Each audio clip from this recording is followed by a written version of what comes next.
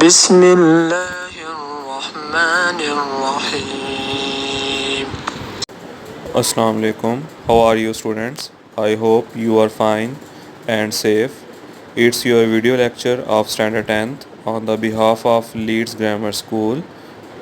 Inshallah you will learn and enjoy this video.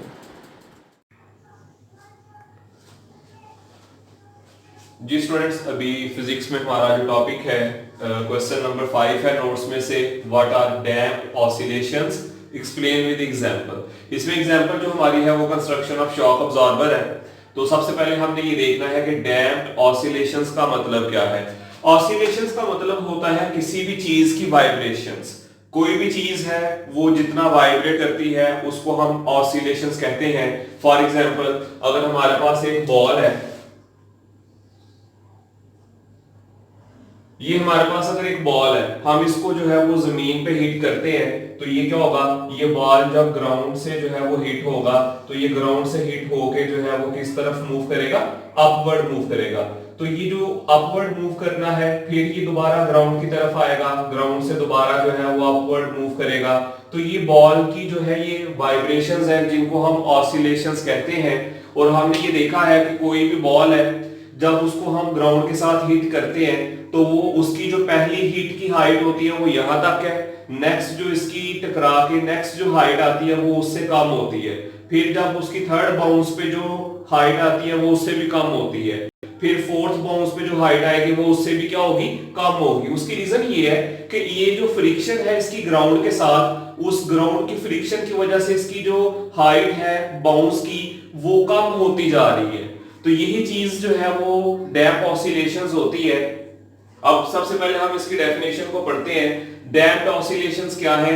The oscillations यानी कि vibrations of system, किसी भी चीज की vibrations in presence of some resistive force, यानी कि इसमें उनके डेफिनेशन का मतलब ये है कि कोई भी चीज जब मूव करती है, वाइब्रेट करती है, तो उसको उसमें जो फ्रिक्शन है, फ्रिक्शन की वजह से उसकी जो वाइब्रेशंस है वो क्या हो जाती हैं, कम होती जाती हैं। इसको हम डैम्प ऑसिलेशंस कहते हैं। अगर ये फ्रिक्शन ना हो, जैसे हमने 9th क्लास में पढ़ा था, अगर एक बॉडी है आपके पास, वो आपने उसको जो है वो ग्राउंड है, ये आपके पास जो है वो ग्राउंड लेवल है, आपने इसमें जो है वो किसी भी बॉल को जो है वो आप इसमें रोल करते हैं, तो बॉल को जो है वो रोल करते जाना चाहिए। अगर यहाँ पे कोई भी फ्रिक्शन जो है वो ना हो, अगर यहाँ पे कोई भी फ्रिक्शन नहीं होगी तो ये बॉल जो है वो at the end of the year तक जो है ये मूव ही करता जाएगा।